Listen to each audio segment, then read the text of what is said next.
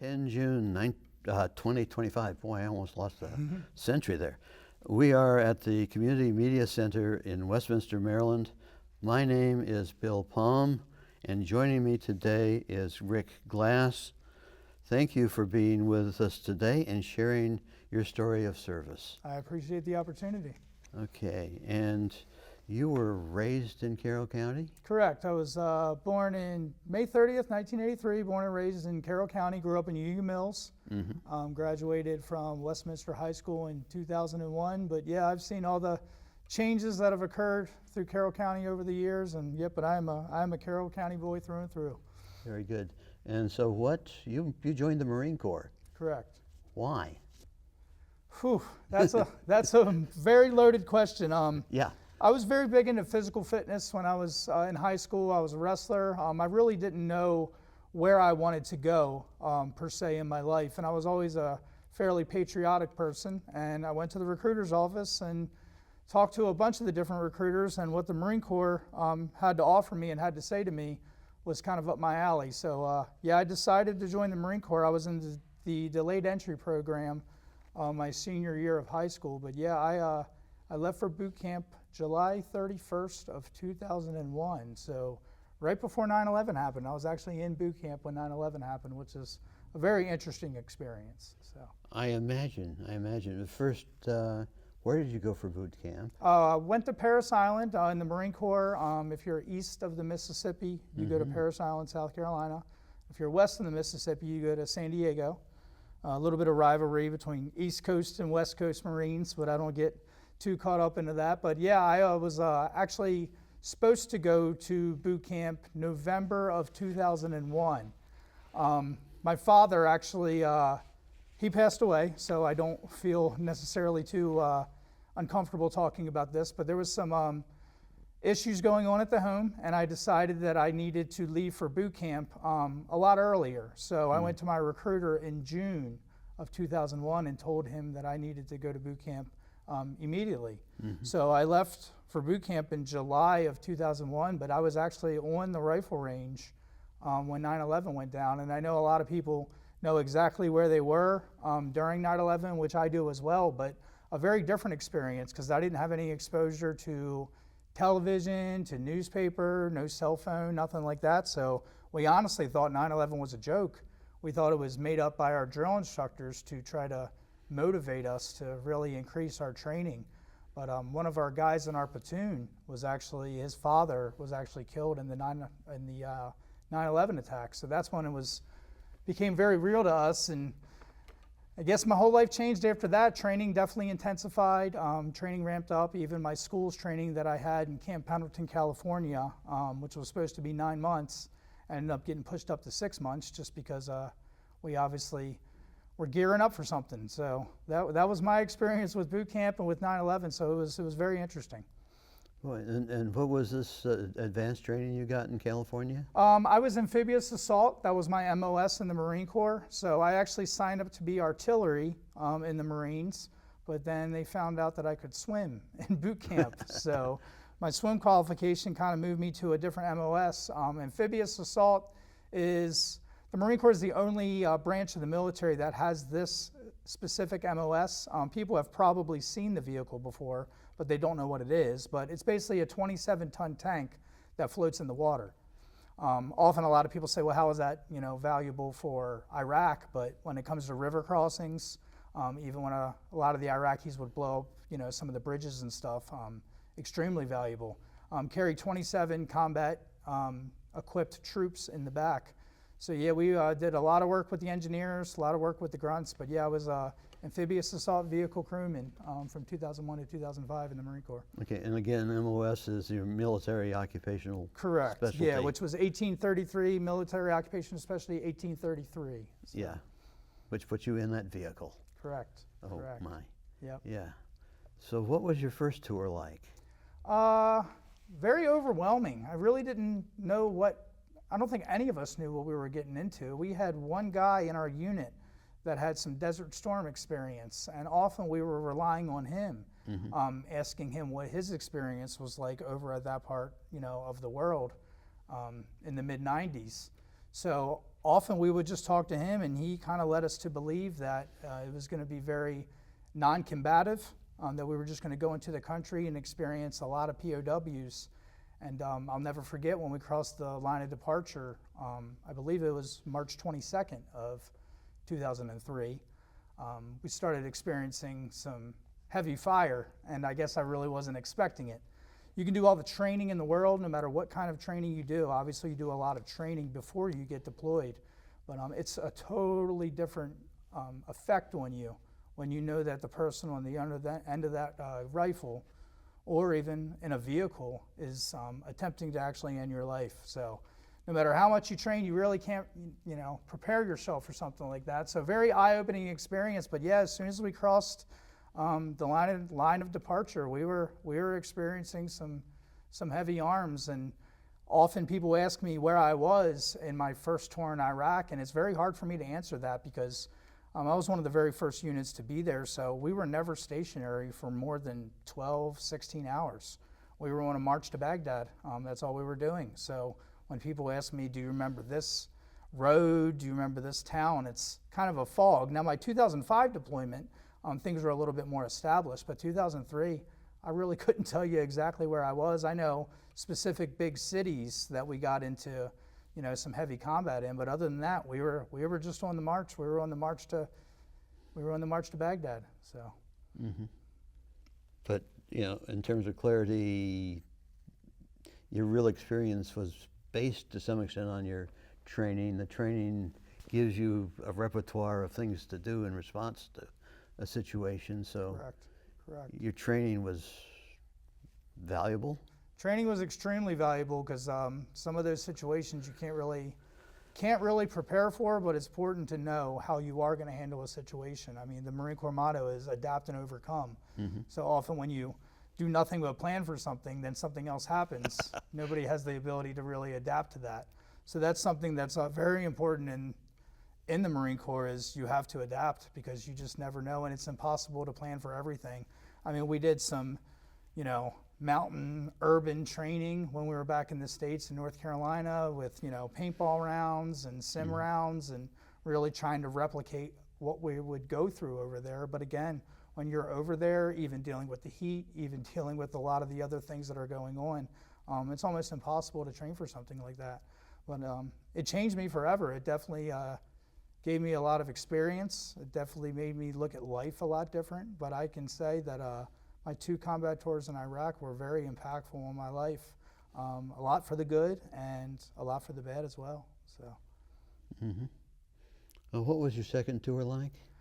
Second tour was a lot different. That was in 2005. We were going to basically take vehicles to a unit that got pretty messed up in northern Iraq. We were stationed at an Air Force base my second tour in 2005. So the facilities that I was in were a lot different in 2005 as compared to 2003. We had established bases, there were chow halls, so obviously you're still overseas and there's still always going to be a threat there, but it was definitely a lot different. I can say that my experience from 2003 and 2005 was pretty much night and day. So. Mm-hmm.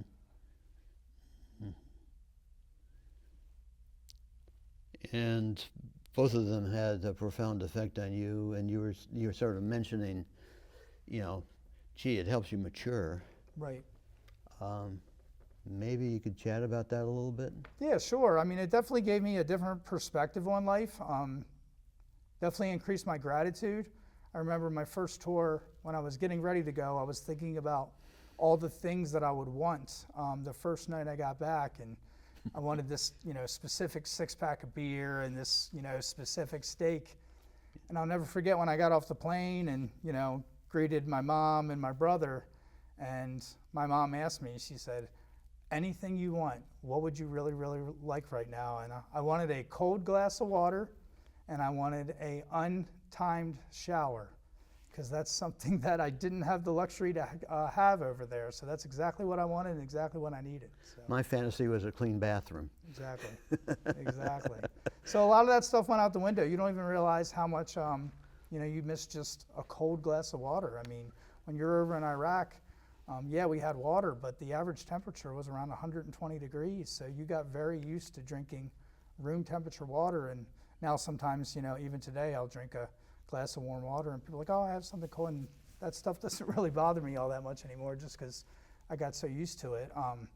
Obviously, it definitely changed me too because I have severe PTSD as well, which affected me very greatly. Alcohol was always an issue for me. I think it was an issue for me before I even went into the Marine Corps. But I can tell you that from my 2 combat tours in Iraq, my drinking habits changed a little bit. Increased in volume, much more isolated. So that's something that I dealt with for years after the Marine Corps. And I think that's something that a lot of veterans deal with. So definitely wanted to bring that to light because I know there's a lot of veterans out there, struggling with that. And not just alcohol, a lot of different substances that a lot of veterans are struggling with. And just want to hopefully be some type of inspiration and say, there is a way out. I never thought I would live a day without not consuming alcohol, but I just hit 8 years without consuming alcohol. So if I can do it, anybody can do it. And trust me, I was definitely not the funnest drunk to be around. So if I can really get a handle on my drinking and realize that it's just not good for me in my life, then there's a lot of other people that can as well. So. Yeah. But you did adjust to being a civilian, and what sort of impact did the Marine experience have on your life after the Marines? I think the Marine Corps has always helped me with just a sense of discipline.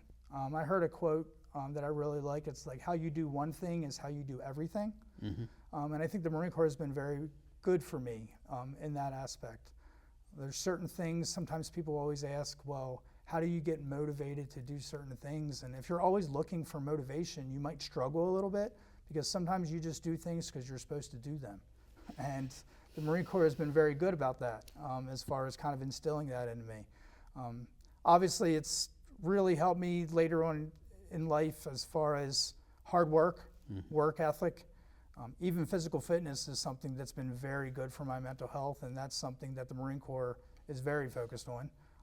The Marine Corps is not very focused on mental health wellness, but they're very good on physical fitness, and I can say that physical fitness for me and my mental health is probably the most important aspect of my mental health, which unfortunately I see a lot of veterans get away from, and hopefully we can start inspiring some of these veterans that I don't care what age you are, some type of physical fitness in your life can really impact you, and not just from a weight issue, but from a mental health standpoint as well. So. What was your occupation when you became a civilian?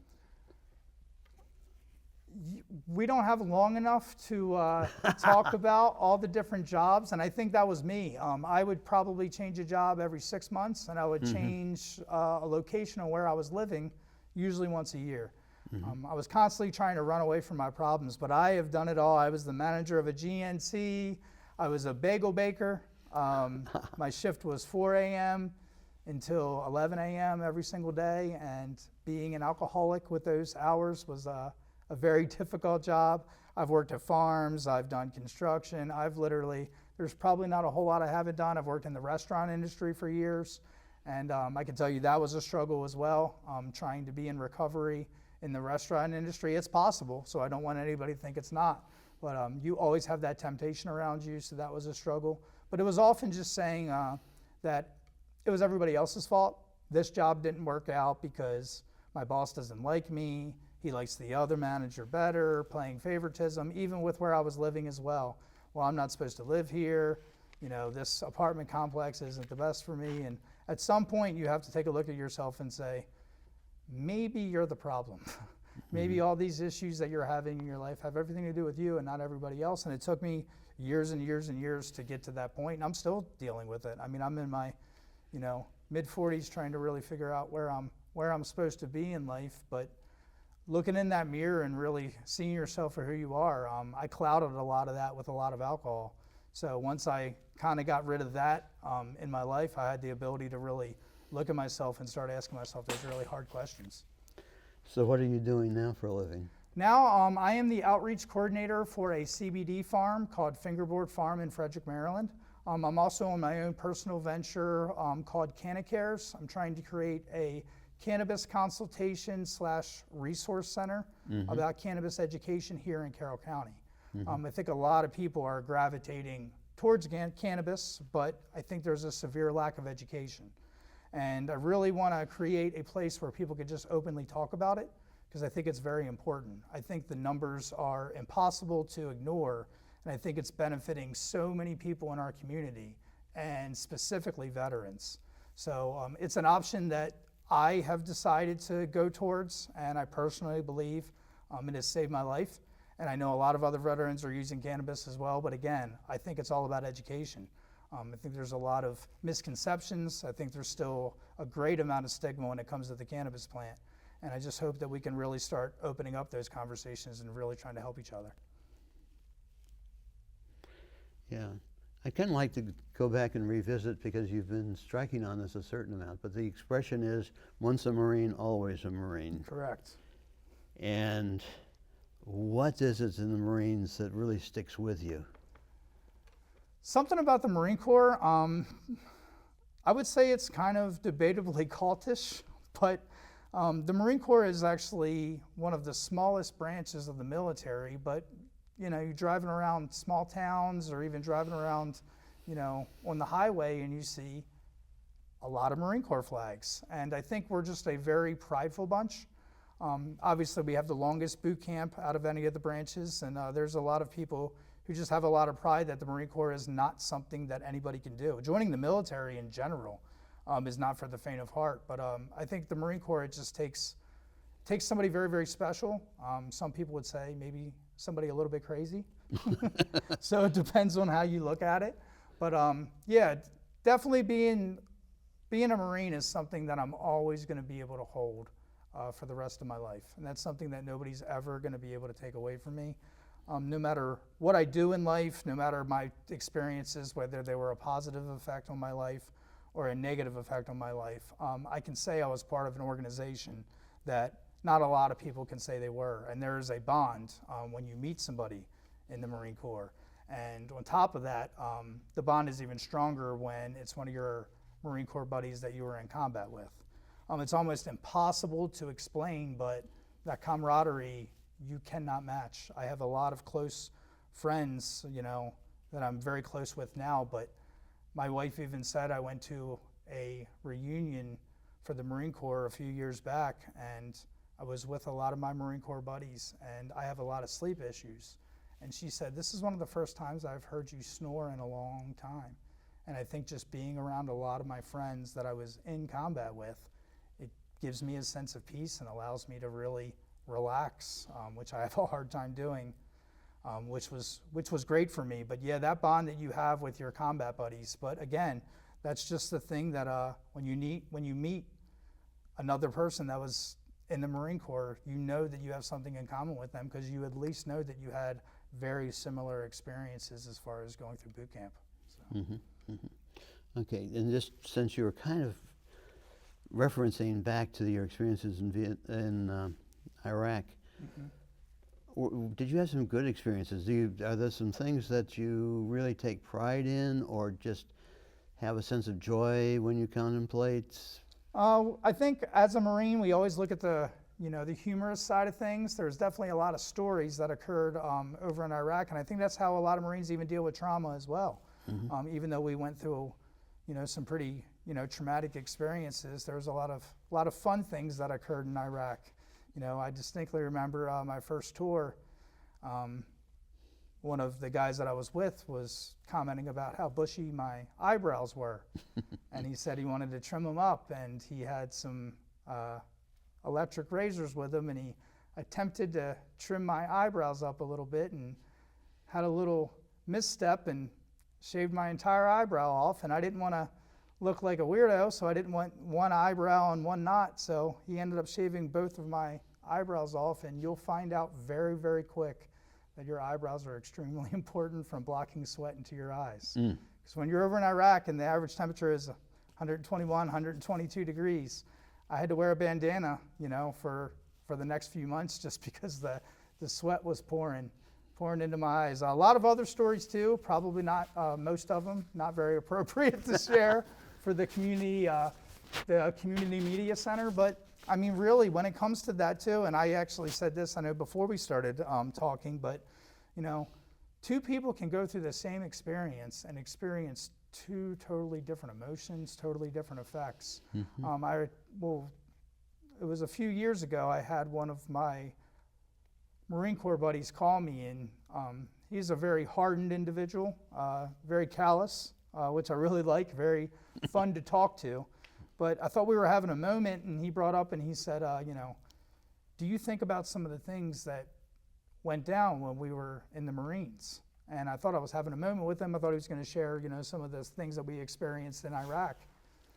And as soon as we started talking about it, I said, yeah, dude, I think about things that happen, all the time. And he said, yeah, I just miss those beach bars that we used to go to on Friday nights. And I miss, going to mermaids. And I miss, just talking about, specific bars that we had a lot of fun in. But when he talks about, do you miss some of the things, or do you think about some of the things that happened when we were in the Marines?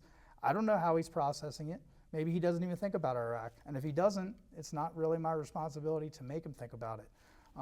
A lot of veterans deal with things very differently, and I think we have to be very careful in saying, well, you have to do this, you have to talk to the VA, you have to see a mental health counselor. It's very individualized, and veterans are individuals, and what one way might work for one veteran, but it might not work for the next one. That has been really fascinating, and I greatly appreciate you sharing your experiences. Is there anything else you think that people would want to know about you? Not really. I mean, I'm a pretty open book. I like to be very involved in this community. Again, I know there's still a lot of hang-ups when it comes to cannabis consumption, and I think no matter what we put into our body, we should always do a cost-benefit analysis. And hopefully I can just be a resource for people. I know a lot of people already kind of know my story and know what I'm all about, but I really care. I really, really do care, and I really care about our veterans. And I know that there's just a lot of ways that our veterans can get help, and hopefully just things like this and just being involved and really just letting people know that there are people out there that really care about you, and probably people that you don't even know about. So. Very good. Thank you very much. Thank you. I appreciate it.